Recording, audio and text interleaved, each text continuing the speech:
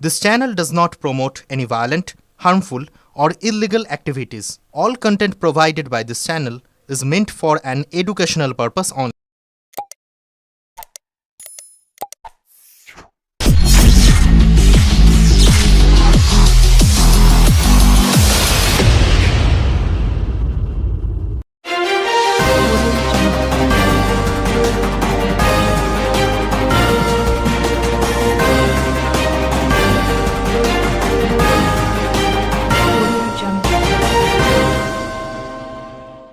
School ছুটির পর বন্ধুদের সঙ্গে গঙ্গায় স্নান করতে নেমে তলিয়ে গেল দ্বাদশ শ্রেণীর এক ছাত্র। বৃহস্পতিবার দুপুরে চন্দননগরের জোসেফ ঘাটে ঘটনাটি ঘটে। রাত পর্যন্ত তল্লাশি চালিয়েও ওই ছাত্রের খোঁজ মেলেনি।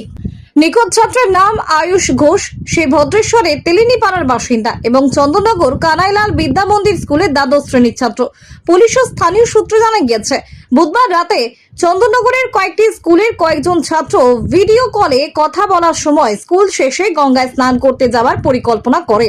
সেই অনুযায়ী বৃহস্পতিবার দুপুর প্রায় 2টো নাগাদ 6 বন্ধু জোসেফ ঘাটে নামে।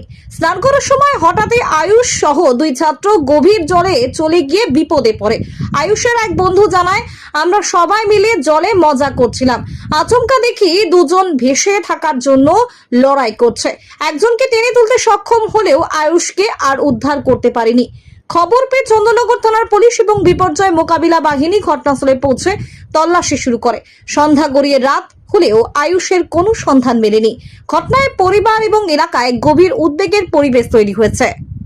ব্যুরো রিপোর্ট, আমার কলকাতা নিউজ। তোমাদের বন্ধু হয় কি হয়েছিল? হ্যাঁ, আমরা এখান থেকে স্কুল থেকে ছুটি হয়েছে, তারপর এসেছিলাম, তারপর দিয়ে এই সাইড দিয়ে গঙ্গায় নেমেছিলাম। তোমরা কজন নেমেছিলে? 6 জন মতো নেমেছিলাম। কজন? 6 জন। আচ্ছা, এখন 4 জন আছে, 2 জন অনেক সকালে বেরিয়েছে ক্লাবে প্র্যাকটিসে, তো জন্য বাড়ি চলে গেছে। দিয়ে ওখানটা নেমেছি, ওখানে আমরা সবাই জল ছোড়াছুড়ি করছি যেমন করি প্রতিবারই।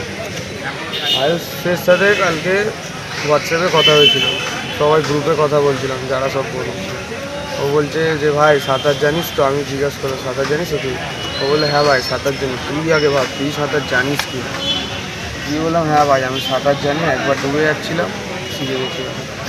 দিয়ে এলে এখানে আমি মনীষ আর রূপম জল ছোড়াছুড়ি করছি। বলছে হ্যাঁ তোরা এখানে মারপিট কর, আমি এলাম। ওই গেল ওখানে, দিয়ে ওখানটা পেছল ছিল, মনীষ আর রূপম টানাটানি করতে করতে ওই দিকটা গেল, এত টান ছিল জলে। দিয়ে ওখানটা যাওয়ার পর রূপম ডুবে যাচ্ছিল, রূপমের এতটা দেখা যাচ্ছে কিন্তু আয়ুষকে দুবারই দেখা গেছে। যে দুবার যখন দেখা গেল আমি তখন ওর মাথাটা ধরার চেষ্টা করলাম, দিয়ে আর পারলাম না ধরতে। তাহলে ও তো সাঁতার জানতোই না? না, ও আমরা কী করে জানবো? আমাকে যেটা বলেছে সেটাই আমি শুনেছি। আমি রূপমকে টেনে যা হোক করে বার করে নিলাম। কখন নেমেছিলে তোমরা জলে? আমরা মনে নেই কথা নেই। ঘটনা হয়েছে খুব মর্মান্তিক। আমাদের গ্রুপের অপারেটর, তার ছেলে এই আমাদের চন্দননগর কানাইলাল স্কুলে পড়ে, 12-এ পড়ে। তো আরও কয়েকজন বন্ধুর সাথে এখানে গঙ্গায় আসে 2টোর সময়। তারপরে এখানে এসে চান করতে আসে, তখন বলছে নাকি ভাটা ছিল। তারপরে হঠাৎ করে জোয়ার আসার পর দুজনকে কোনো রকমভাবে উদ্ধার করতে পেরেছে, আর ওকে উদ্ধার করতে পারেনি, ওর বন্ধুরাই উদ্ধার করতে পারেনি। আর ও সাঁতারও জানে না। এটি নাকি ও গতকালও চান করে গেছে বাড়িতে, তার আগেও মাঝে মাঝেই যেত বাড়িতে, অনেক নাও করেছে, বারণও করেছে, তা সত্ত্বেও সে শোনেনি। আজকে সেই মর্মান্তিক দুর্ঘটনাটি ঘটে যায়। ও কি স্কুলে বাড়ি গিয়ে এসছে না স্কুল না থেকে? না, স্কুল থেকে ছুটি হয়ে তারপরে স্কুল ড্রেস পরেই এখানে এসছে। কখন ঘটনা ঘটেছে? আনুমানিক 2:30-এর সময় বলছে। তো এখন তো দেখো টিম এসছে, তারা খোঁজাখুঁজি টিম করছে। এসছে। ওর নাম কি? ওর নামটা আয়ুষ ঘোষ। আয়ুষ ঘোষ। আর বাবার নাম? বাবার নাম গৌরচন্দ্র ঘোষ। ঠিকানা কোথায়, বাড়ি কোথায়? ঠিকানা হচ্ছে আপনার ভদ্রেশ্বর বাবুবাজার, ওখানে বাড়ি। তেলিনীপাড়া ওখানে বাড়ি। মানে আপনাদেরই কলিগেরই ছেলে? আমাদেরই মানে সহ অপারেটর বলতে পারেন, তার ছেলে। আমাদের গ্রুপেরই অপারেটর, খুব কাছের ছেলে।